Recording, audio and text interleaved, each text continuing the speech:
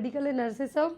आज है 28 में और आज की क्लास जो रहने वाली है आपकी सभी के लिए हेल्पफुल है, चाहे आप कोई सा भी नर्सिंग ऑफिसर का एग्ज़ाम दे रहे हों। तो आज की क्लास में जो क्वेश्चन हम मेनली पढ़ेंगे, यहाँ पे आपके मिक्स्ड टाइप के क्वेश्चन होंगे। कुछ गायनिक के हो सकते हैं, कुछ फंडामेंटल के, और कुछ आपके लिए यहाँ पे इस तरीके के क्वेश्चन ऐड किए गए हैं कि ये हर एक एग्ज़ाम्स में आपको रखे हुए मिलेंगे।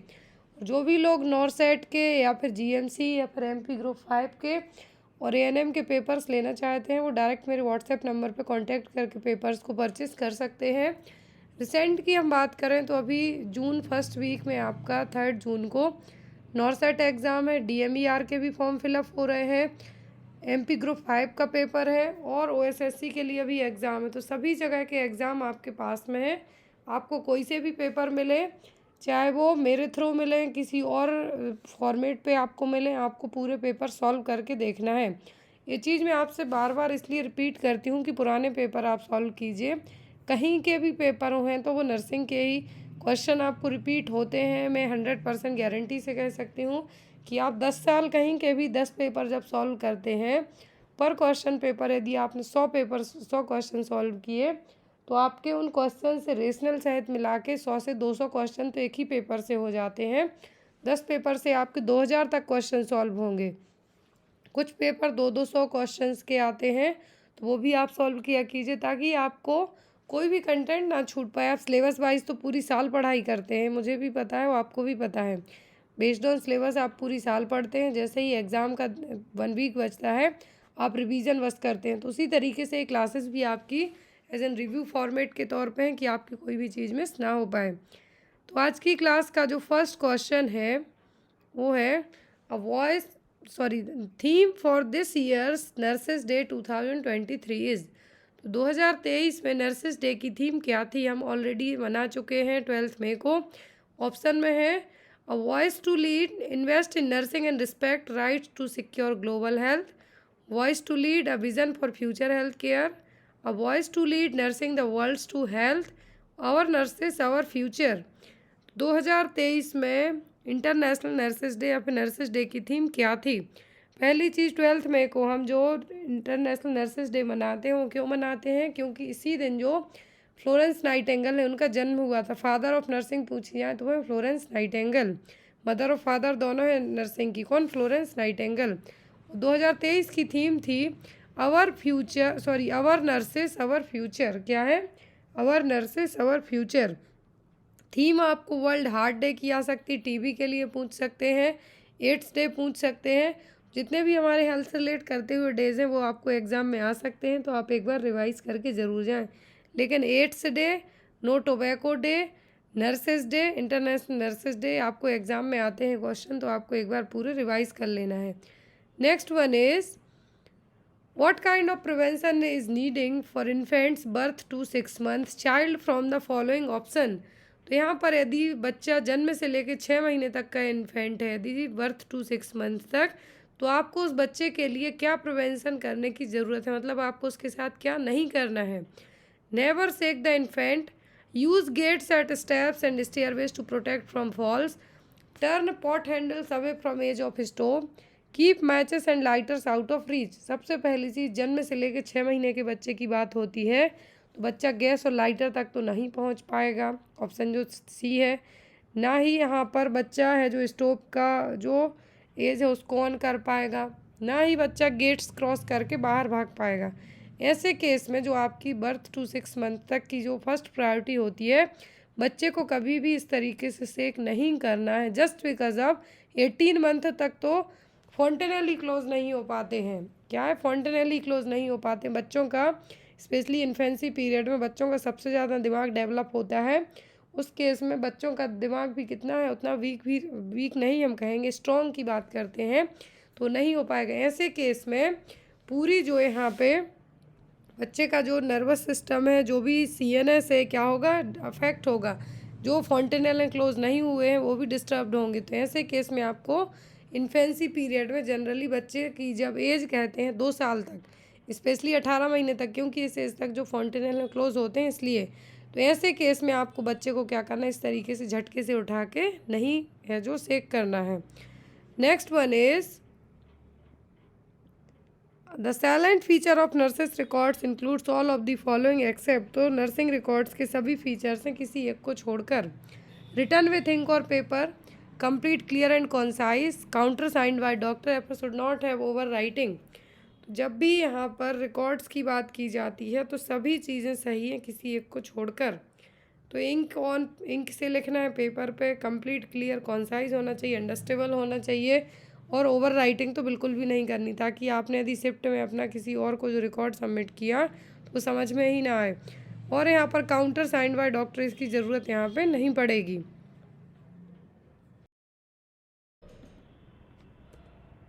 फर्स्ट क्वेश्चन है आपके लिए, OPV was added to immunization schedule in the year. Oral polio vaccine को इम्यूनाइजेशन शेड्यूल में कब ऐड किया गया था? ये क्वेश्चन आपको एग्ज़ाम में आता ही आता है। 1979 में, 1990 में, 1995 में कि 1990 में? तो जो ओपीवी वैक्सीन है, क्या है? ओपीवी वैक्सीन है, इसका इम्यूनाइजेशन शेड्यूल में ऐड कब किया गया था? 1979 में। कब? 1979 में। 1979 में ओरल पोलियो वैक्सीन को क्या ऐड किया गया था? इम्यूनाइजेशन शेड्यूल में। हम आगे पढ़ेंगे कि जो ओरल पोलियो वैक्सीन है या फिर ओपीवी वैक्सीन हम जिसको कहेंगे, ये आपके लिए ह्यूमरल और सीरम इम्यूनिटी प्रोवाइड करवाएगी। साथ ही साथ यहाँ पर आपके लिए जो ओपीवी है 5 साल तक के बच्चों में ये दी जाती है। Oral polio at the time of birth दी जाती है, ओरली 2 बूंद जिंदगी की, जो कि 5 साल तक दी जाती है। एट द बर्थ दी जाती है वो 0 डोज कहलाता है। आपको ये चीज़ भी याद रखना है। Next one is WHO declared global eradication of small pox. तो WHO है जो वर्ल्ड हेल्थ ऑर्गेनाइजेशन ने ग्लोबली पूरे विश्व से स्मॉल पॉक्स को कब एरेडिकेट कहा था? 26 अक्टूबर 1977 में, 5 जुलाई 1975 में, 17 मई 1975 में कि 8 मई 1980 में? तो WHO ने, वर्ल्ड हेल्थ ऑर्गेनाइजेशन ने, जो स्मॉल पॉक्स डिसीज़ है इसको पूरे ग्लोबली 8 मई 1980 को क्या कहा था? एरेडिकेट कहा था। कब? 8 मई 1980 में। तो यहाँ पर स्मॉल पॉक्स जो वैक्सीन है, सबसे पहले खोज की जाने वाली वैक्सीन है स्मॉल पॉक्स की, जिसकी खोज की थी एडवर्ड जेनर ने। आपको याद रखना है पहली कौन सी वैक्सीन इसकी खोज की गई थी? वो थी smallpox vaccine, Edward Jenner ने इसकी खोज की थी। अब यहाँ पर जो स्मॉल पॉक्स है, तो यदि वर्ल्ड वाइड पूरे ग्लोबली एरेडिकेट WHO का पूछें कि WHO ने एरेडिकेटेड कब कहा स्मॉल पॉक्स को, तो वो कहा उन्होंने 8 मई 1980 को। Next one is most important question, how many antenatal visit should be required? Antenatal visit और प्रीनेटल विजिट मीन्स कंसीव करने से लेकर डिलीवरी होने तक जो आप अपने प्रेगनेंसी चेकअप के लिए जाते हैं वो आपकी एंटीनेटल विजिट कहलाएगी। अब यहाँ पर एंटीनेटल विजिट कितनी ज़रूरी होती हैं? 2, 3, 4 या फिर 6? तो बेस्ड ऑन हम ये कह सकते हैं मिनिमलिटी पर कि एटलीस्ट 4, क्या है? एटलीस्ट 4 एंटीनेटल विजिट ज़रूरी होती हैं। तो यहाँ पर किसको मार्क करेंगे आप? ऑप्शन नंबर सी को। अभी 4 किस तरीके से होंगी?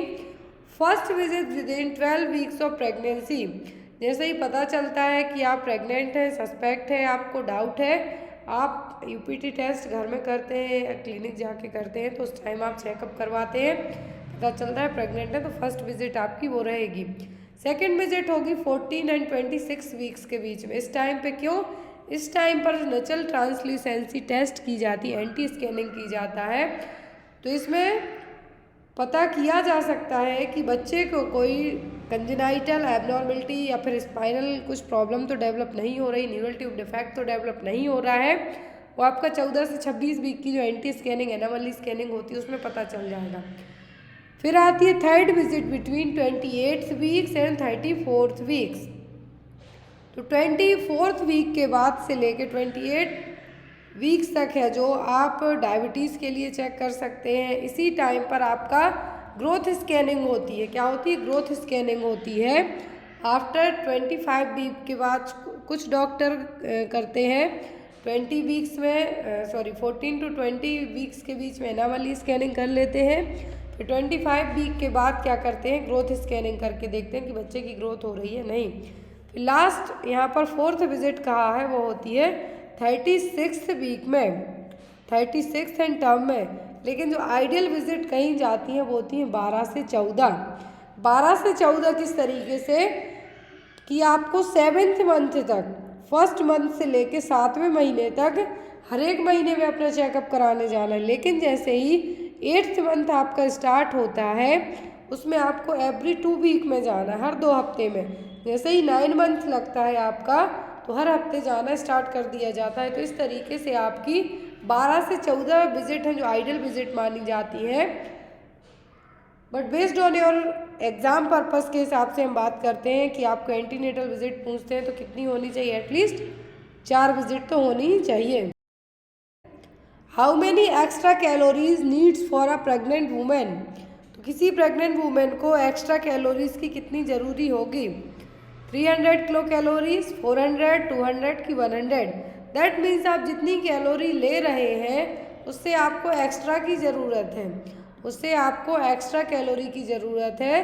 तो यहाँ पर आप कितनी कैलोरी एक्स्ट्रा लेंगे, तो यहाँ पर आपको जो एक्स्ट्रा कैलोरीज़ की ज़रूरत पड़ेगी वो होगी 300 किलो कैलोरीज़। कितना, 300 किलो कैलोरीज़। तो यहाँ पर ये देखिए आप कि प्रेगनेंसी में यदि नॉर्मल वेट गेन की बात करते हैं, हम नॉर्मल वेट गेन की बात करते हैं तो 10 to 12 kg अप्रॉक्सीमेट एक जो आइडल वेट कंसीडर किया जाता है कि एटलीस्ट 11 किलोग्राम तो बढ़ना ही चाहिए।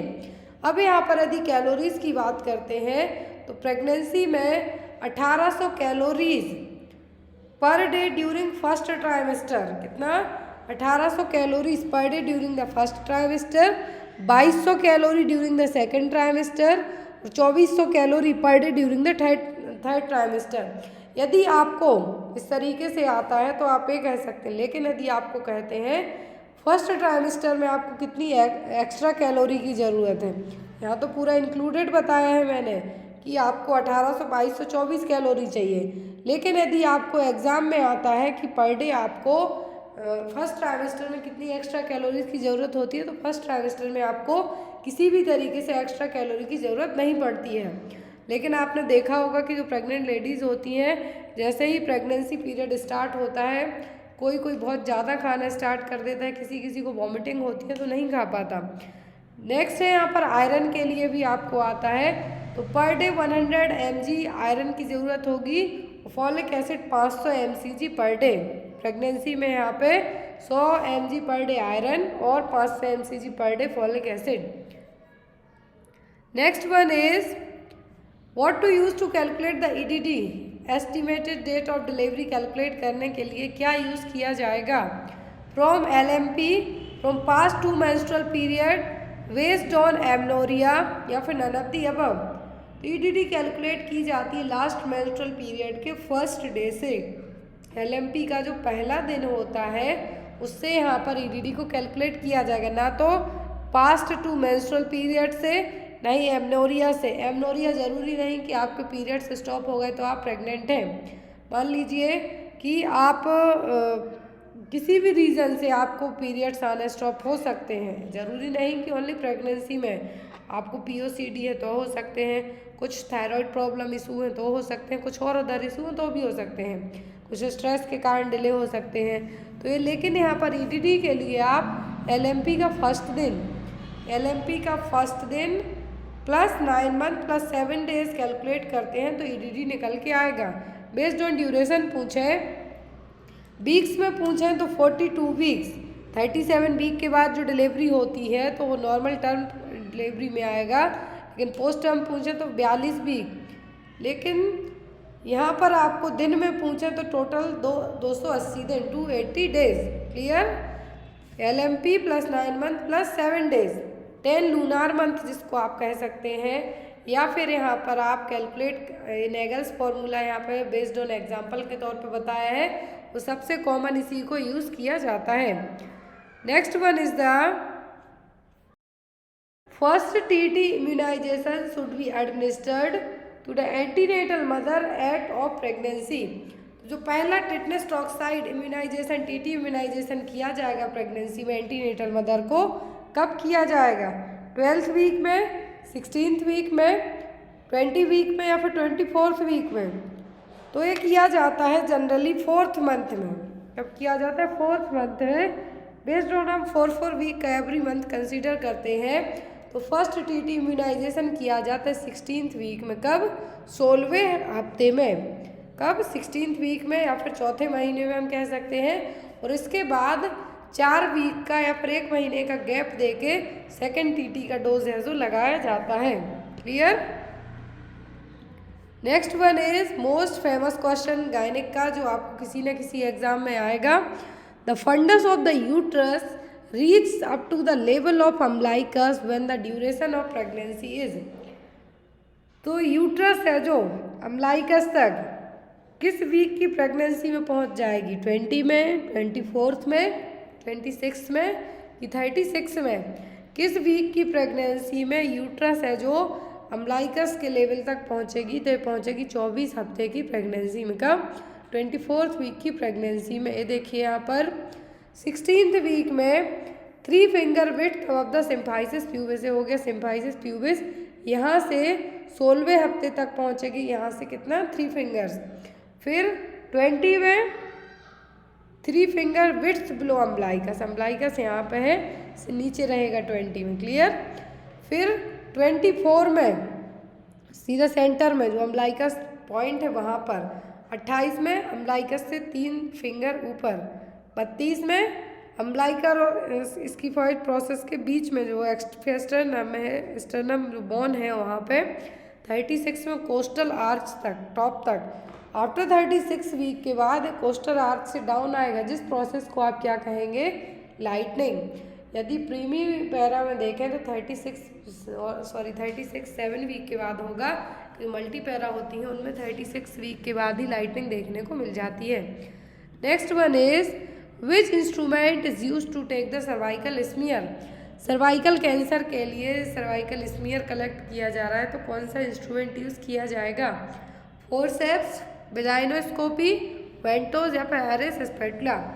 सबको पता है सर्वाइकल स्मीयर जो cervix cancer human papilloma virus के थ्रू होता है, उसको डिटेक्ट करने के लिए सर्वाइकल स्क्रीनिंग की जाती है, ताकि हम पता कर सकें सर्विक्स कैंसर तो नहीं हो रहा है डेवलप। उसके लिए जो आप स्पेसिमेन कलेक्ट करते हैं स्क्रीनिंग के लिए, तो यहाँ पर जो इंस्ट्रूमेंट यूज़ होता है वो कहलाता है हैरिस स्पेटुला। ये एग्जाम में आपको एज एन इमेज के तौर पे भी आ सकता है। Next one is drugs and x ray should be avoided in the which trimester of pregnancy. तो ड्रग्स और एक्सरे किस ट्राइमेस्टर ऑफ प्रेगनेंसी में अवॉइड किए जाते हैं? सेकंड, फर्स्ट, थर्ड या फिर नन ऑफ द अबव। तो वैसे तो किसी भी ट्राइमेस्टर में एक्सरे और ड्रग्स नहीं दी जाती हैं, यहाँ पर ये ड्रग्स है। लेकिन जो फर्स्ट ट्राइमेस्टर होता है वो सबसे ज़्यादा रिस्की होता है, क्योंकि इसी टाइम पर वाइटल ऑर्गन्स बनना, डेवलप होना स्टार्ट होते हैं। इसीलिए फर्स्ट ट्राइमेस्टर ऑफ प्रेगनेंसी में एक्सरे, ड्रग्स कुछ भी है जो नहीं किया जाता है।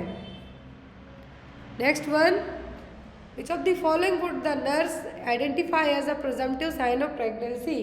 इनमें से प्रिजम्पटिव साइन कौन से हैं प्रेगनेंसी के? Positive serum pregnancy test, nausea and vomiting, Goodell sign, effacement. कौन से हैं जो प्रिजम्पटिव साइन है प्रेगनेंसी के?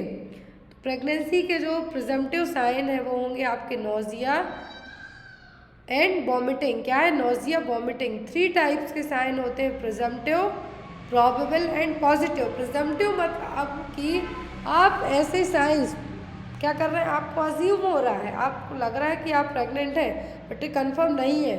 तो यहाँ पर आपका नोजिया, वॉमिटिंग होगा, एमनोरिया होगा, यूरिनरी फ्रिक्वेंसी होगी, यूट्राइन एनलार्जमेंट होगा, पिगमेंटेशन होगा। लेकिन आपको कुछ और रीजन से भी हो सकते हैं। प्रोबेबल साइन में आपके आएंगे गॉडेल्स, हैगर्स, चैडविक, बलॉटमेंट, ब्रैक्सटनिक्स, कॉन्ट्रैक्शन। ये सब किस में आएंगे? प्रोबेबल साइन में। पॉजिटिव प्रेगनेंसी टेस्ट होगा। प्रोबेबल का मतलब जो साइन डॉक्टर ने, जो गायनेकोलॉजिस्ट ने आप में चेक किए, वो पॉजिटिव में जब कंफर्म है, फीटल हार्ट रेट सुनाई देगी, अल्ट्रासाउंड में आप यूएसजी में देखेंगे तो बेबी पूरा बना हुआ दिखेगा, तो किस में आएगा? पॉजिटिव प्रेगनेंसी साइन में। Next one, in fetal vessels where is the oxygen content highest. Fetal vessels में ऑक्सीजन कंटेंट सबसे ज़्यादा कहाँ पे होंगे? डक्टस विनोसस में, डक्टस आर्टरियोसस में, पल्मोनरी आर्टरी की अम्बिलिकल आर्टरी में। फीटल सर्कुलेशन में जो फीटल वेसल्स हैं, चारों हैं जो यहाँ पे, इनमें से सबसे ज़्यादा ऑक्सीजन कंटेंट होंगे डक्टस विनोसस में। कहाँ पे? डक्टस विनोसस में। Next one is in which year primary health care came into practice? Primary health care practice में कब आया था? 1952 में, 1978 में, 1975 में कि 1982 में? तो प्राइमरी हेल्थ केयर है जो प्राइमरी हेल्थ केयर है, कब आया था? 1978 में।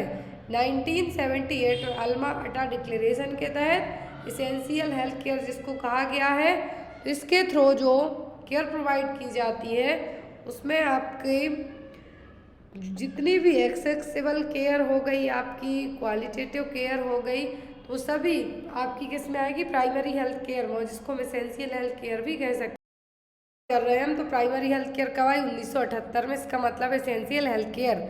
इसके आपको एग्जाम में एलिमेंट्स पूछ सकते हैं, तो एलिमेंट्स इसके टोटल 8 होते हैं। Education, water sanitation, nutrition, maternal and child health, immunization, prevention of endemic disease, treatment और ड्रग अवेलेबिलिटी। तो ये सब क्या है? एलिमेंट्स हैं किसके?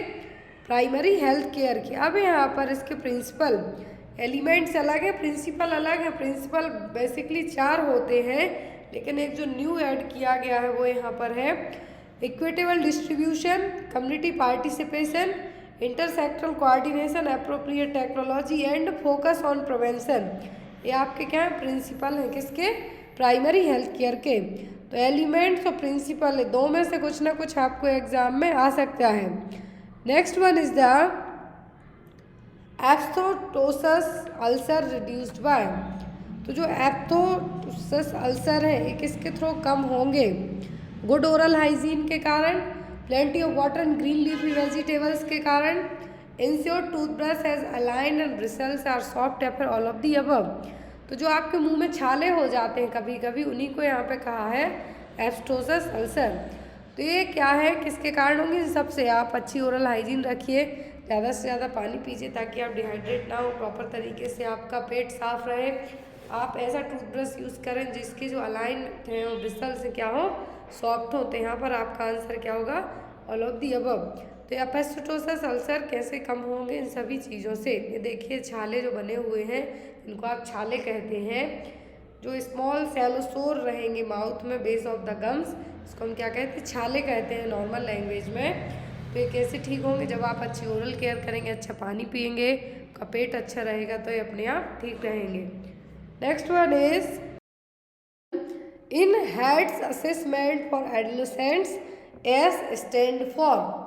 तो आपने एडोलेसेंट हेल्थ है जो, इसमें हेड असेसमेंट किया जाता है, सॉरी हेड्स असेसमेंट किया जाता है। तो इस हेड्स असेसमेंट में एस का मतलब क्या है? सेक्सुअलिटी, सेफ्टी, सुसाइड, या फिर all of the above. Adolescent age period होता है अकॉर्डिंग टू WHO के 10 से 19 साल तक का। क्या है? किशोरावस्था जिसको हम कहेंगे। इसमें बहुत सारे जो बच्चे हैं मेंटली फिजिकली चेंजेस से होते हुए गुजरते हैं।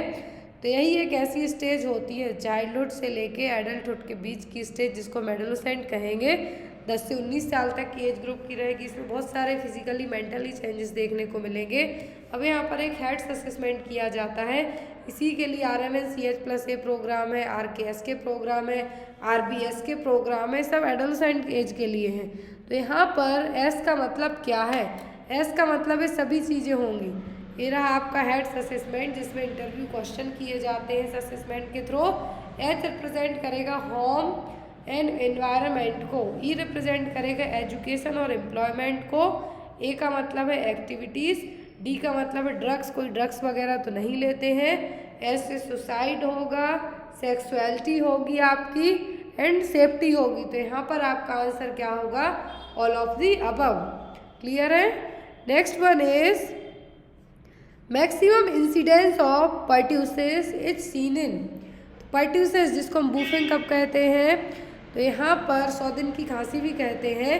सबसे ज़्यादा इंसिडेंस कब देखने को मिलेंगे? सॉरी किस एज में देखने को मिलेंगे? जब 0 to 2 ईयर्स हो, 3 to 4 ईयर्स, 0 to 5 ईयर्स या फिर 8 to 12 ईयर्स। तो पर्ट्यूसिस के सबसे ज़्यादा केस देखने को मिलते हैं जब बच्चा क्या हो, 0 to 2 ईयर तक की एज में हो। इस टाइम पे सबसे ज़्यादा चांसेस इंसिडेंस रहेंगे किसके होने के? पर्ट्यूसिस के होने के, जिसको हम वूफिंग कफ या फिर 100 दिन की खांसी के नाम से जानते हैं। कॉजेट एजेंट है बॉर्डेटेला पर्ट्यूसिस नाम का bacteria. Next one, flag sign is a clinical feature of which disease? Flag sign किस डिसीज का क्लिनिकल फीचर है? रिकेट्स का, पोलियोमाइलाइटिस का, मरासमस का या फिर क्वासियोरकर का? तो फ्लैग साइन का मतलब है आपके जो बाल हैं, जो आपके हेयर हैं, कैसे रहेंगे? झंडे जैसे, बीच में एक अलग टाइप का कलर सा दिखेगा आपको, और ये देखने को मिलता है किसमें? क्वासियोरकर में। देखिए आपके जो हेयर है ब्रिटल्स हेयर रहेंगे, तो इसमें आपके जो निशान, जो बीच में बालों का जो चेंजेस देखने को मिल रहा है कहलाता है फ्लैग साइन, जो कि क्लासिकल साइन है किसका? क्वासियोरकर का। Next one is the contraindicated vaccine in child with history with convulsion? कौन सी वैक्सीन कॉन्ट्राइंडिकेट होगी? जिस बच्चे को कन्वल्जन्स के हिस्ट्री रही हो, जिसको फिट्स आए हुए हैं, उनमें आप कौन सी वैक्सीन नहीं देंगे? डिप्थीरिया, पर्ट्यूसिस, पोलियो या फिर चिकन पॉक्स? तो हमेशा जिस बच्चे को फिट्स की प्रॉब्लम हो या फिर प्रीवियसली कन्वल्जन आए हैं, तो जब आप डीपीटी वैक्सीन देते हैं तो डॉक्टर आपसे स्पेशली बच्चे की हिस्ट्री पूछते हैं, क्योंकि इसमें जो पर्ट्यूसिस कंटेंट होता है, जो पर्ट्यूसिस कंटेंट होता है, इसके कारण बच्चे को और ज़्यादा कन्वल्जन्स आने के चांसेस बढ़ सकते हैं। इसीलिए जब बच्चे को कन्वल्जन्स की हिस्ट्री रही हो, फिट्स की हिस्ट्री रही हो, सीजर्स की हिस्ट्री रही हो, तो बच्चे में पर्ट्यूसिस वैक्सीन को नहीं लगाया जाता है। Clear? Next one is what is the priority need that must include in the care of the child who has having pneumonia? यदि किसी बच्चे को निमोनिया है तो प्रायोरिटी नीड क्या होगी बच्चे की केयर के लिए? रेस्ट, ट्राईसाइक्लिक राइडिंग, न्यूट्रिशन या फिर रेस्पिरेटरी एक्सरसाइज? तो जब बच्चे को निमोनिया हुआ हो तो ऐसे केस में बच्चे के लिए रेस्ट करना सबसे ज़्यादा इम्पॉर्टेंट है। क्यों? क्योंकि जब रेस्ट करेंगे आप तो ऑक्सीजन की जो डिमांड है वो कम होगी और मेटाबॉलिक नीड्स भी क्या होगी? कम होगी। तो यहाँ पर बच्चे को भी थोड़ा रिलीफ रहेगा। तो यहाँ पर जब भी बच्चे को निमोनिया हुआ हो तो रेस्ट है जो फर्स्ट केयर रहेगी बच्चे के लिए। Next is Cramer's rules used for? जो क्रैमर्स रूल है किसके लिए अपनाया जाता है? जॉइंडिस के लिए, नेक्रोटाइजिंग एंटेरोकोलाइटिस के लिए, बर्न्स के लिए कि एस्फेक्सिया के लिए? क्रैमर्स रूल है जो यूज़ किया जाता है जॉइंडिस वाले मरीज में, स्पेशली बच्चे में। तो यहाँ पर क्रैमर्स रूल किसके लिए है? जॉइंडिस के लिए, पीलिया के लिए हम कहेंगे। तो यदि ब्रेन में होता है पीलिया, जो बिलिरुबिन का लेवल ब्रेन तक बढ़ जाए, तब वो कहलाता है कर्निक टेरस। तो यहाँ पर है क्रैमर्स रूल। यहाँ पर सीरम बिलिरुबिन लेवल को है जो बेस्ड ऑन बॉडी एरिया के, बॉडी पार्ट्स के, यहाँ पे यदि फेस है तो फेस ब्लू टाइप का दिखता है तो 4 to 6 mg/dl। Chest, upper abdomen यहाँ पर 8 to 10 mg/dl हो गया, जो कि ग्रीन कलर से शो हो रहा है इमेज में। लोअर एब्डोमेन और थाइस येलो कलर रहेंगे, जो कि 12 to 14 mg/dl है। आर्म्स, लोअर लेग पिंक रहेंगे, 15 से 18 mg/dl। पाम्स एंड सोल्स में 15 से 20 mg/dl। सबसे पहले जो जॉइंडिस शो होता है वो होगा आपके नेल्स पर, की आइज़ में, स्क्लेरा में, हाथों में पीलापन देखने को मिलेगा। तो ये क्या है? क्रैमर्स रूल है, जिससे आप जॉइंडिस में बिलिरुबिन का लेवल कितना बढ़ा है, कितने परसेंटेज तक बढ़ा है। Next one is in x ray the heart of a child tetralogy of Fallot appears? यदि किसी बच्चे को टेराटोलॉजी ऑफ फैलेट है, क्या है? टेराटोलॉजी ऑफ फैलेट है, जिसमें 4 एबनॉर्मलिटीज़ होंगी टेराटोलॉजी ऑफ फैलेट में। तो बच्चे का हार्ट एक्सरे में कैसा दिखाई देगा? कौन shaped? Boot shaped, Apple shaped कि पी शेप्ड? तो यदि बच्चे को टेराटोलॉजी ऑफ फैलेट है तो बच्चे का जो हार्ट का शेप है ऐसा होगा, जूते के शेप जैसा। ये देखिए यहाँ पे बूट जैसे दिखेगा। तो टेराटोलॉजी ऑफ फैलेट क्या है? 4 कंजेनाइटल, हार्ट की 4 कंजेनाइटल एबनॉर्मलिटीज़ हैं, एनोमलीज उनसे मिलके बना है। Pulmonary valve stenosis, VSD, overriding out and right ventricular hypertrophy. Next one is which of the following is the reason for intradermal injection to be used for testing allergic reaction।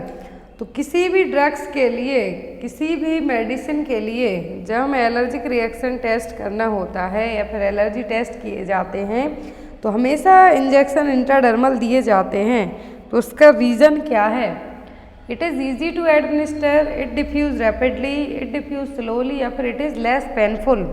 तो जब भी intradermal injection administer किए जाते हैं तो इनका जो reason होता है कि इंट्राडर्मल ही क्यों दिए जा रहे हैं, IV क्यों नहीं दे रहे हैं, इनका रीज़न होता है कि डिफ्यूज़न इनका बहुत ही स्लो होता है। कैसा होगा?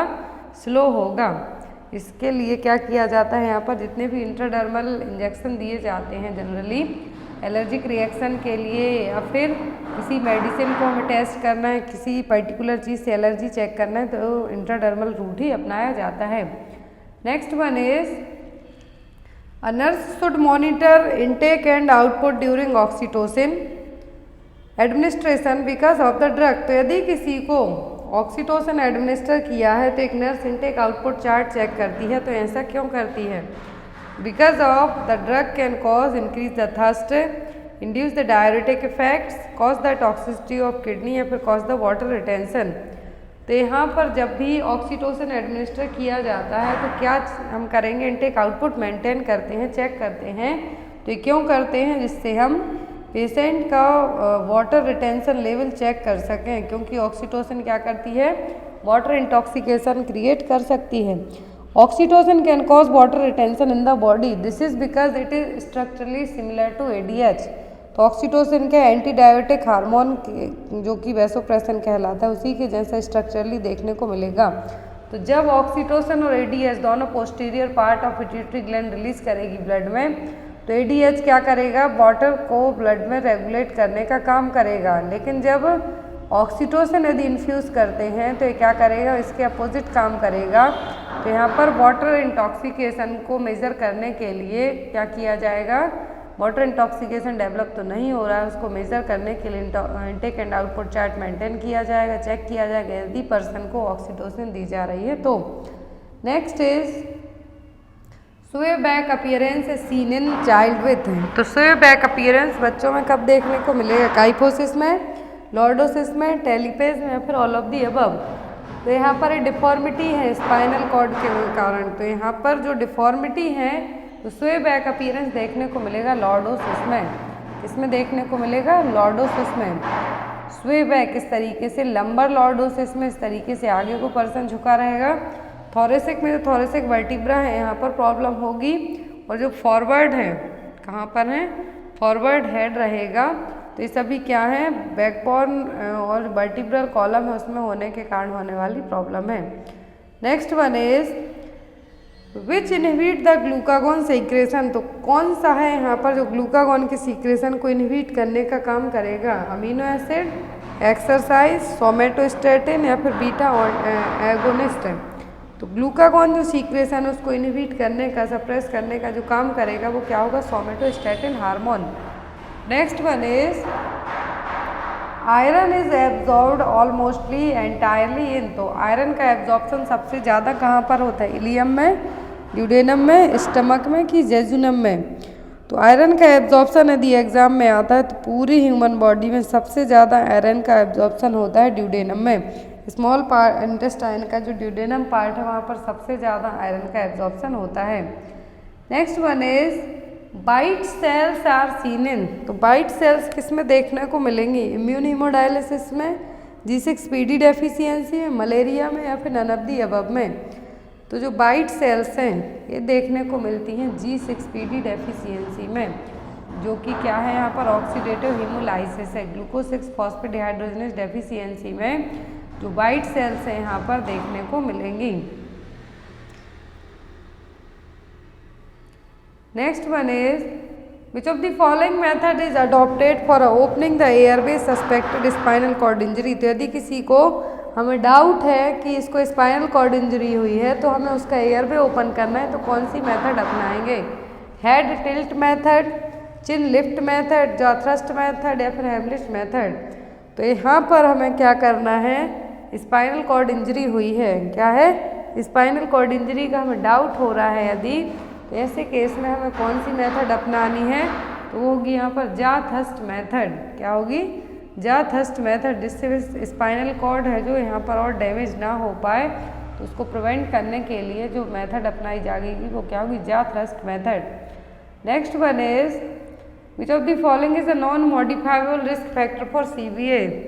तो यहाँ पर CVA के लिए नॉन मॉडिफाइबल दैट मीन्स जिनको हम चेंज नहीं कर सकते ऐसे फैक्टर कौन से हैं। तो ऑप्शन में एल्कोहलिज्म, हेरिडिटरी, स्मोकिंग या फिर ऑल ऑफ दी अबव। तो ऐसे फैक्टर्स जिनको हम चेंज नहीं कर सकते तो हो गई हेरिडिटरी, हो गई हमारी एज हो गई, और हमारे जो भी जीन्स हैं वो हो गए, रेस हो गया, मेल है फीमेल है, उनको हम चेंज नहीं कर सकते। लेकिन जो नॉन मॉडिफाइबल फैक्टर हैं, सॉरी उनको हम चेंज नहीं कर सकते, लेकिन जो नॉन मॉडिफाइबल फैक्टर हैं जिनको हम चेंज कर सकते हैं वो क्या कहलाएंगे। नॉन मॉडिफाइबल में हमारे हाथ में उनको बदलना नहीं है, लेकिन जो मॉडिफाइबल है उनको हम चेंज कर सकते हैं। जैसे आप शराब पीते हैं उसको छोड़ सकते हैं, मोटे हैं, ओबेसिटी है तो एक्सरसाइज से ठीक हो सकते हैं, एक्सरसाइज से ठीक हो सकते हैं। जैसे ही यहाँ पर जो नॉन मॉडिफाइबल रिस्क फैक्टर होगा वो क्या होगा, हेरिडिटरी, जीन्स होंगे आपके जिनको हम चेक नहीं कर सकते। Next one is what technique of assessment helps to determine ketoacidosis. तो कीटो एसिडोसिस है जो यहाँ पर कीटो एसिडोसिस को चेक करने के लिए कौन सी टेक्निक है जो हम अपना सकते हैं। ऑप्शन में है यहाँ पर पाल्पेशन से, इंस्पेक्शन से, ऑस्कल्टेशन से या फिर ऑल्फैक्शन से। तो डायबिटिक कीटो एसिडोसिस में क्या होगा, कीटोन बॉडीज ज़्यादा हो जाएंगी। ऑल्फैक्शन का मतलब होगा यहाँ पर हमें सूंघना, क्या है, स्मेल करना। तो यदि यहाँ कीटो एसिडोसिस को चेक करना है तो हम क्या करेंगे, स्मेल के थ्रू पहचान सकते हैं, वो क्या होगा, ऑल्फैक्शन। क्योंकि जो कीटो एसिडोसिस के पेशेंट होते हैं उनकी जो सांसें होती हैं वो सांस छोड़ेंगे तो कैसा होगा, फ्रूटी सेंटेड है, जो बैड ब्रीदिंग आएगा, आपको स्मेल आएगी। तो इससे हम ऑल्फैक्शन के थ्रू कीटो एसिडोसिस को फाइंड आउट कर सकते हैं। Next one is 8th cranial nerve affect. तो 8वें नंबर की क्रेनियल नर्व का नाम क्या है, वेस्टिबुलोकोक्लियर नर्व। तो 8वें नंबर की क्रेनियल नर्व से क्या है जो अफेक्ट होगा, टच, टेस्ट, स्मेल या फिर इक्विलिब्रियम। तो 8वें नंबर की क्रेनियल नर्व से जो चीज़ डिस्टर्ब होगी वो क्या होगी, तो वो होगी यहाँ पर इक्विलिब्रियम, बॉडी बैलेंस। क्योंकि वेस्टिबुलोकोक्लियर नर्व जो कि बॉडी बैलेंस के लिए और साथ ही साथ सुनने में दोनों में हेल्प करती है। Next one is which of the following is not included in the symptom of hypoglycaemia. तो हाइपोग्लाइसीमिया का सिम्टम कौन सा नहीं है, dry lip, shakiness, blood vision या फिर फ्रूटी ब्रीथ ऑर्डर। तो यहाँ पर ड्राई लिप्स हैं, शेकीनेस है, ब्लड विजन है, ये सब किसके साइन है, हाइपोग्लाइसीमिया, ब्लड शुगर लेवल कम हो रहा है। लेकिन जो फ्रूट ब्रीथ ऑर्डर है किसका साइन है, ये डायबिटिक कीटो एसिडोसिस का साइन है। Next one is longest muscles in the body. तो ह्यूमन बॉडी की सबसे लंबी मसल कौन सी है, तो लॉन्गेस्ट शॉर्टेस्ट के लिए मैंने सेकंड चैनल है shorts, medical and nurses of shorts, उस पर वीडियो अपलोड किया तो आप जाके वॉच कर लेना। तो लॉन्गेस्ट मसल्स है ह्यूमन बॉडी की सार्टोरियस मसल्स। कौन सी मसल्स है, sartorius muscles, long narrow muscle running obliquely across the front of the each thigh from the hip bone to the inside of the leg below the knee. तो ये क्या है, sartorius muscle, जो कि human body की सबसे longest muscle है मानी जाती है। Next is the type of joint present between ear ossicles. तो ईयर ऑसिकल्स का मतलब है यहाँ पर जो मिलियस, इनकस, स्टेपस तीनों है, तो इनके बीच में जो जॉइंट्स रहेंगे वो कौन से जॉइंट्स हैं, साइनोवियल हैं, फाइब्रस हैं, सेकेंडरी कार्टिलेजिनस हैं, फिर प्राइमरी कार्टिलेजिनस हैं। जॉइंट्स अलग अलग टाइप के होते हैं। तो ऐसे जॉइंट्स जो क्या कहाँ पर हो, ईयर वेसिकल्स में, तो वो कौन से हैं, तो वो साइनोवियल जॉइंट। क्या है, साइनोवियल जॉइंट्स। तो ईयर बोन, ईयर ऑसिकल्स और ऑडिटरी ऑसिकल, तीनों चीज़ें एक ही कहलाती हैं, जिसमें 3 बोन्स होती हैं। पेयर में पूछे तो 3 में, और टोटल 6 होती हैं। मेलियस जो कि हैमर शेप में रहेगी, इनकस एनुअल शेप में, और स्टेपस है जो स्ट्रिप शेप में रहेगी। Next and most important question, the blind spot of eye is known as, तो आंखों का ब्लाइंड स्पॉट किसको कहा जाता है? कॉन्स को, रॉड्स को, ऑप्टिक डिस्क को या फिर प्यूपिल को? तो जो ब्लाइंड स्पॉट है आंखों का वो क्या? Optic disc. Allen's test is used for, exam में आता है एलेंस टेस्ट क्यों किया जाता है? मीडियन नर्व कंप्रेशन के लिए, अल्नर नर्व फंक्शनिंग के लिए, इंटीग्रिटी ऑफ पाल्मर आर्च या फिर नन ऑफ द अबव? तो एलेन टेस्ट किया जाता है इंटीग्रिटी ऑफ पाल्मर आर्च के लिए। यहाँ पर इसे चेक किया जाता है कि जो अल्नर आर्टरी में किसी भी तरीके का थ्रोम्बोसिस तो नहीं हो रहा है जो कि रेडियल को भी अफेक्ट करेगा। तो यहाँ पर प्रॉपर ब्लड सप्लाई के लिए, ब्लड फ्लो के लिए टेस्ट है जो यूज़ किया जाता है। तो यहाँ पर क्या है? A procedure called the Allen test may be used to find out if the blood flow to your hand is normal. तो हाथों में आपके ब्लड की प्रॉपर सप्लाई हो रही है नहीं, उसको चेक करने के लिए टेस्ट किया जाता है एलेन्स टेस्ट। तो यहाँ पर हेल्थ केयर प्रोफेशनल क्या करते हैं आपके लिए? Drawing your blood will apply pressure to the arteries in your wrist for several second. तो यहाँ पर आपकी आर्टरीज के यहाँ पर प्रेशर लगा के रखेंगे, चेक करेंगे कुछ सेकेंड में ब्लड फ्लो होता है या नहीं। तो यहाँ पर इस टेस्ट के लिए क्यों किया जाता है? पाल्मर आर्च की इंटीग्रिटी के लिए कि यहाँ पर that is the test done to determine that the collateral circulation is present from the ulnar artery in case of thrombosis occur in the radial. यदि रेडियल में किसी भी तरीके का थ्रोम्बस है या फिर क्लॉट है तो अल्नर आर्टरी ब्लड की सप्लाई कर पा रही है नहीं, उसके लिए एलेन्स टेस्ट किया जाता है। Next one is carpal tunnel syndrome is due to compression of. तो कार्पल टनल सिंड्रोम सबसे ज़्यादा जो लोग आईटी फील्ड वाले होते हैं या फिर कंप्यूटर्स पर लंबे टाइम तक काम करते हैं उनमें देखने को मिलता है। कार्पल टनल में कौन सी नर्व है जो कंप्रेस होगी? Radial nerve, ulnar nerve, median nerve या फिर अल्नर आर्टरी? तो कार्पल टनल सिंड्रोम देखने को मिलता है जब मीडियन नर्व कंप्रेस होती है। क्या होगी? मीडियन नर्व कंप्रेस होती है। तो यहाँ पर आपको आपके हाथ में नब्बनेस, टिंगलिंग, वीकनेस है जो आपके हाथ में फील होगी, इसके लिए क्या कहा जाता है? Carpal tunnel. रिस्ट के लिए क्या कहा जाता है? Carpal tunnel. तो यहाँ पर एक कौन सी नर्व के कारण होगी? मीडियन नर्व के कारण। Next is valve of Hasner's is present in. तो हैस्नर वॉल्व कहाँ पर प्रेजेंट होंगे? नेज़ोलैक्राइमल डक्ट्स में, पैंक्रियाटिक डक्ट्स में, कैरोटिड ग्लैंड डक्ट में या फिर ऑल ऑफ दी अबव में? तो वॉल्स ऑफ हैस्नर रहेंगे कहाँ पर? नेज़ोलैक्राइमल डक्ट के यहाँ पर। ये देखिए वॉल्व ऑफ हैस्नर यहाँ पर प्रेजेंट रहेंगे lower end of the nasolacrimal duct के यहाँ पर, जो कि जनरली क्या करते हैं? एयर को प्रिवेंट करते हैं ब्लो बैक होने से। तो इसीलिए यहाँ पर इनका नाम भी क्या रखा गया है? Valve of Hasner. Next one is which diagnostic test is done in diphtheria. तो डिप्थीरिया को डायग्नोस करने के लिए कौन सा टेस्ट यूज करते हैं? सिक टेस्ट। डायरेक्ट आंसर बता देते हैं, सिक टेस्ट है जो डिप्थीरिया को डायग्नोस करने में होता है। माउंटेक्स टेस्ट होता है टीबी को डायग्नोस करने में। टाइफाइड के लिए विडाल होता है। सिफिलिस के लिए होता है VDRL टेस्ट। स्कारलेट फीवर के लिए होता है डिक टेस्ट। टाइफस फीवर के लिए होता है बेलफ्लिक्स टेस्ट। तो स्पेसिफिक टेस्ट हैं जो एक पर्टिकुलर डिसीज को डायग्नोस करने के लिए किए जाते हैं। Next one is usual dose of PPD in Mantoux test. तो माउंटेक्स और ट्यूबरकुलिन टेस्ट में purified protein derivative intradermal route से इंजेक्ट किए जाते हैं। कितना डोज है जो PPD का लिया जाता है माउंटेक्स टेस्ट के लिए? 20 IU, 5 IU, 100 IU या फिर 200 IU? तो इंट्राडर्मल रूट से PPD है जो एडमिनिस्टर की जाती है माउंटेक्स टेस्ट, ट्यूबरकुलिन टेस्ट में। रीडिंग कितने घंटे के बाद सही आती है? 48 से 72 घंटों में। और कितना PPD इंसर्ट किया जाता है? 5 IU। कितना? 5 IU। Next one is which of the following is the most appropriate route of administration for insulin. तो इंसुलिन के लिए हम किस रूट से एडमिनिस्टर करते हैं? IV, SC, IM या फिर इंट्राडर्मल रूट से? तो जो इंसुलिन है किस रूट से एडमिनिस्टर किया जाता है? सबक्यूटेनियस रूट से है जो हम इंसुलिन को एडमिनिस्टर करते हैं। वर्ल्ड हेल्थ ऑर्गेनाइजेशन के अकॉर्डिंग न्यूबॉर्न रिससिटेशन रूम के लिए कितना होना चाहिए? 25 से 28 डिग्री सेल्सियस। कितना होना चाहिए? 25 से 28 डिग्री सेल्सियस। और इसके साथ ही आप आज की क्लास में जो आंसर करेंगे, यहाँ पर आपको सेपरेट क्वेश्चन नहीं है, बट आपको बताना है लेबर रूम का टेम्परेचर कितना होगा। कई बार हमने पढ़ा है, इसलिए मैंने आपको हिंट दिया है कि आप लोग आज के कमेंट बॉक्स में मोस्टली लोग यही कमेंट करें कि लेबर रूम का टेम्परेचर कितना होगा।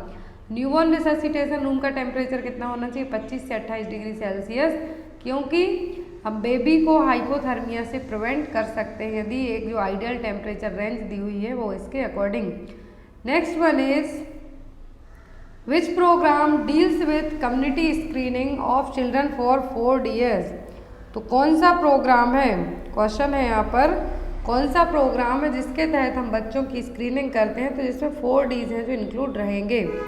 ऑप्शन में है यहाँ पर राष्ट्रीय किशोर स्वास्थ्य कार्यक्रम, राष्ट्रीय बाल स्वास्थ्य कार्यक्रम, या फिर सुरक्षित मातृत्व आश्वासन, नवजात शिशु सुरक्षा कार्यक्रम। तो ये कार्यक्रम हमने अभी विदिन 1 वीक पहले ही पढ़े हैं पूरे कार्यक्रम।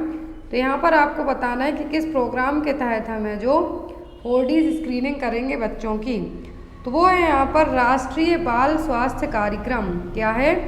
राष्ट्रीय बाल स्वास्थ्य कार्यक्रम। इसके तहत जन्म से लेके 18 साल तक के एज ग्रुप के बच्चे, बेनिफिशियर्स ग्रुप आपसे पूछा जाए तो birth to 18 years age group के बच्चों में 4 Ds हैं जो कवर किए जाते हैं। वो 4 D क्या हैं? Defect at birth, deficiencies, disease, developmental delay including the disabilities. तो ये क्या है? 4 Ds हैं जो कि आपको एग्जाम में आते हैं, या तो एक्सेप्ट करके क्वेश्चन देंगे या फिर RBSK का फुल फॉर्म पूछ सकते हैं, लॉन्च कब हुआ था, या फिर RBSK का लोगो आपको दे सकते हैं। तो RBSK प्रोग्राम हमने 10 बार पढ़ा है, तो आपको पूरा याद होना चाहिए। तो राष्ट्रीय बाल स्वास्थ्य कार्यक्रम के beneficiaries birth to 18 years age group तक के बच्चे हैं। इसमें 4 Ds के तहत जो defect at birth, deficiency, developmental delay, 4 Ds हैं जो इंक्लूड होते हैं। फुल फॉर्म क्या है? राष्ट्रीय बाल स्वास्थ्य कार्यक्रम। पूरे प्रोग्राम हमने पढ़े हैं, चारों प्रोग्राम। यहाँ पर आपको चारों प्रोग्राम है जो अपने क्लियर करके रखना है। राष्ट्रीय किशोर स्वास्थ्य कार्यक्रम, RBSK, सुरक्षित मातृत्व आश्वासन और नवजात शिशु सुरक्षा कार्यक्रम। Next one is home based newborn care includes care children up to the age of days per year. तो होम बेस्ड न्यूबॉर्न केयर में बच्चों की जो एज है, यहाँ पर कहा है कि किस एज ग्रुप में केयर जो बच्चों को दी जाएगी, तो पर ईयर, पर डे के हिसाब, डेज पर ईयर के हिसाब से कितनी केयर दी जाएगी होम बेस्ड न्यूबॉर्न केयर में? 28, 42 days per year, 60 days per year, या फिर 1 डे पर ईयर। तो यहाँ पर है home based newborn care include care children up to the age of, तो यहाँ पर कितने दिन पर ईयर है जो केयर देनी है? 42 डेज तक। कितना? 42 days per year. Next question है यहाँ पर this system digitize the entire vaccine stock management, their logistic and temperature tracking at all level of vaccine storage. Question है यहाँ पर वैक्सीन को लेके है कि वैक्सीन स्टोरेज को लेके हर एक लेवल पर, चाहे आप PSC में स्टोर करते हो, डिस्ट्रिक्ट हॉस्पिटल में स्टोर करते हो, या फिर जो अलग अलग जगह है आप वैक्सीन को भेजेंगे, तो पूरा यहाँ पर वैक्सीन का एक टेम्परेचर ट्रैकिंग सिस्टम होगा। तो क्या कहलाएगा? Electronic vaccine intelligence network, electrical vaccine intelligence network, electronic vaccine vial network, या फिर इलेक्ट्रॉनिक वैक्सीन इंटरनल नेटवर्क। तो यहाँ पर जो आपको बताना है कि जो इलेक्ट्रॉनिक और यहाँ पर लॉजिस्टिक भी है और टेम्परेचर को रिकॉर्ड करेगा वैक्सीन के लिए, तो वो क्या है? तो यहाँ पर इसका आपका आंसर होगा इलेक्ट्रॉनिक वैक्सीन इंटेलिजेंसी नेटवर्क। क्या है? इलेक्ट्रॉनिक वैक्सीन इंटेलिजेंसी नेटवर्क, जिसको यदि शॉर्ट फॉर्म में हम कहते हैं तो ईविन, एग्जाम में आपको आ सकता है ईविन का फुल फॉर्म, तो क्या है? Electronic vaccine intelligence network. एक तरीके की टेक्नोलॉजी है, इनोवेटिव टेक्नोलॉजी, जिससे वैक्सीन की सप्लाई को प्रॉपर हम जो कर सकें। तो यहाँ पर ईविन आपको कैसा लिखा रहेगा? ई स्मॉल लेटर से रहेगा, VIN कैपिटल से रहेंगे। तो क्या है? इलेक्ट्रॉनिक वैक्सीन इंटेलिजेंसी नेटवर्क है। और यहाँ पर आपको ministry of health and family welfare ने 2015 में इसके लिए लाया था, जिससे वैक्सीन की सप्लाई को पूरे कंट्री में प्रॉपर तरीके से हम जो कर सकें। तो यहाँ पर आपके लिए याद रखना होगा। इवन यदि आता है तो क्या है, electronic vaccine intelligence network. Next one is which is the sign of severe dehydration. तो यहाँ पर सीवियर डिहाइड्रेशन का साइन कौन सा है, स्किन टर्गर, सनकैन फॉन्टेनेल, हाइपोटेंशन या फिर लेथार्जी। तो डायरेक्ट यदि आपको इस तरीके से क्वेश्चन पूछें, मैंने आपको सीवियर डिहाइड्रेशन के बहुत सारे साइन बताए थे कि यदि बच्चों में पूछें तब आपको अलग बताना है, एज ज़्यादा है तब आपको अलग बताना है। तो यहाँ पर यदि सीवियर डिहाइड्रेशन का साइन पूछा है, डायरेक्ट पूछते हैं सीवियर डिहाइड्रेशन, तो क्या होगा, सनकैन फॉन्टेनेल सीवियर डिहाइड्रेशन का साइन यदि पूछा है। और जो साइन यहाँ पर सभी हैं डिहाइड्रेशन के, लेकिन माइल्ड, मॉडरेट, सीवियर 3 कैटेगरी में जब डिवाइड करेंगे तो मोस्टली एग्जाम में सीवियर का ही पूछते हैं, तो क्या है, सनकैन फॉन्टेनेल। अब यहाँ पर 3 कैटेगरी बताई हुई हैं। नो डिहाइड्रेशन, दैट मीन्स बच्चा हो या बड़े हो प्रॉपर तरीके से हाइड्रेट है।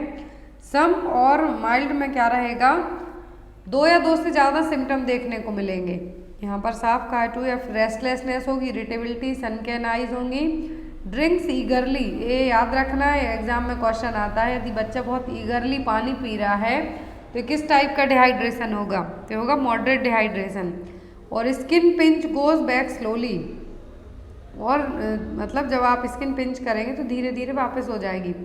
लेकिन जब सीवियर डिहाइड्रेशन में, जब बॉडी सीवियरली डिहाइड्रेट हो, तब क्या होगा, जब आप स्किन पिंच करेंगे हाथ की या पाँव की, तो बहुत ही स्लो, मोर देन 2 सेकेंड से ज़्यादा का टाइम लगेगा वापस जाने में। पानी पीने का है जो अनेबल रहेंगे या फिर बहुत ही कम पिएंगे। सनकैन आइज होंगी, लिथार्जिक भी होंगे, अनकॉन्शियस भी हो सकते हैं, और सनकैन फॉन्टेनेल है जो देखने को मिलेगा। तो ये सब साइन क्या है डिहाइड्रेशन की सीवियरिटी के। Next one is the drug of choice for treatment of falciparum malaria. तो फाल्सीपेरम मलेरिया को हम कौन सी मेडिसिन से ट्रीट कर सकते हैं, वैंकोमाइसिन, क्विनिन, क्लोरोक्विन या फिर नन ऑफ द अबव। जो फाल्सीपेरम मलेरिया है इससे हम ट्रीट करेंगे इसको क्लोरोक्विन से। क्लोरोक्विन के साथ एग्जाम में आपको आता है कि कौन सा है जो सॉल्यूशन दे सकते हैं हम, तो वो ग्लूकोज। याद रखना है आपको, क्लोरोक्विन के साथ है जो जनरली डॉक्टर क्या देते हैं, glucose. Next one is population at block level. Question देखिए ध्यान से, थोड़ा सा क्वेश्चन चेंज किया गया है। तो यहाँ पर क्वेश्चन है पॉपुलेशन एट ब्लॉक लेवल। तो ब्लॉक लेवल पर कितनी पॉपुलेशन होगी, 50 place 1000 population, 100 place 10,000 population, 1000 place 1 lakh population, 100 place 10 lakh population, sorry 1 lakh population. तो यहाँ पर आपको बताना है कि ब्लॉक लेवल पर कितनी पॉपुलेशन होगी। तो जो ब्लॉक लेवल है, ब्लॉक लेवल पर पॉपुलेशन कितनी होगी, 100 गांव होंगे और 100 गांव की 1 लाख पॉपुलेशन होगी। यहाँ पर याद रखना है आपको। तो हमने sub centre, primary health centre और कम्युनिटी हेल्थ सेंटर को पढ़े हैं। अब यदि आपको इस तरीके से थोड़ा सा ट्रिकी क्वेश्चन आ जाए जो कि CHC से ही रिलेट करता हुआ है, तो यहाँ पर ब्लॉक लेवल पर पूछ लेते हैं, कितना होगा, 100 गांव 1 लाख पॉपुलेशन।